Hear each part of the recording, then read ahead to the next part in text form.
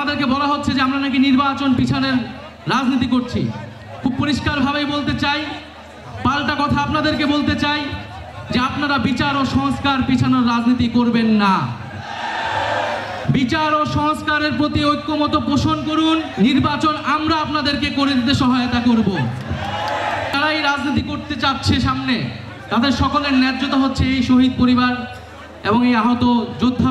আজকে দেশে শত শত মামলা হয়েছে, এই শহীদ পরিবারের সদস্যবৃন্দগুলো মামলা করেছে। যদি এর বিচার ছাড়াই আরেকটি সরকার চলে আসে, তাহলে কি নিশ্চয়তা আছে যে আওয়ামী লীগকে আবার পুনর্বাসিত করা হবে না এই বাংলাদেশে?